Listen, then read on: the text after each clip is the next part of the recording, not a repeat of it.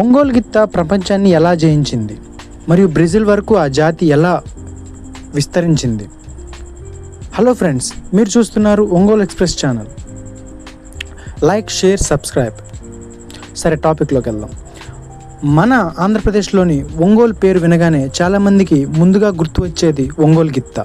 కానీ ఈ గిత్త కేవలం ఒక ఎద్దు మాత్రమే కాదు, ఇది ప్రపంచవ్యాప్తంగా గుర్తింపు పొందిన భారతీయ పశుజాతుల్లో ఒకటి. ఒంగోలు గిత్తకు ఆ పేరు రావడానికి కారణం ఈ జాతి ప్రధానంగా ప్రకాశం జిల్లాలోని ఒంగోలు పరిసర ప్రాంతాల్లో అభివృద్ధి చెందడమే. తెల్లటి లేదా లేత బూడిద రంగు, పెద్ద మూపురం, బలమైన కండరాలు, పొడవైన కొమ్ములు ఈ జాతి ప్రత్యేక లక్షణాలు. ఒకప్పుడు రైతులు పొలాలు దున్నడానికి, బండ్లు లాగడానికి, భారమైన పనులు చేయడానికి ఒంగోలు గిత్తలనే ఎక్కువగా ఉపయోగించేవారు.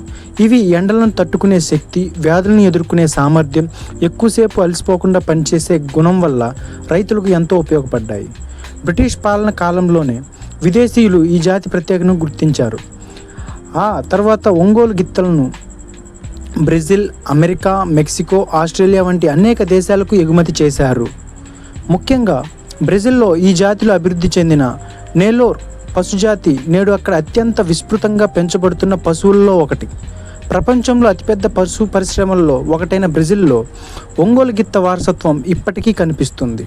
కాలక్రమేణా ట్రాక్టర్ల వినియోగం పెరగడంతో వ్యవసాయంలో ఎద్దుల అవసరం తగ్గింది. దాంతో ఒంగోలు గిత్తల సంఖ్య కూడా కొంత తగ్గింది.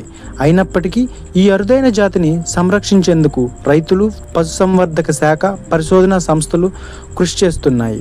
మనకు గర్వకారణమైన విషయం ఏమిటంటే, ఒంగోలులో పుట్టిన ఈ జాతి ప్రపంచవ్యాప్తంగా భారతదేశానికి పేరు తీసుకొచ్చింది.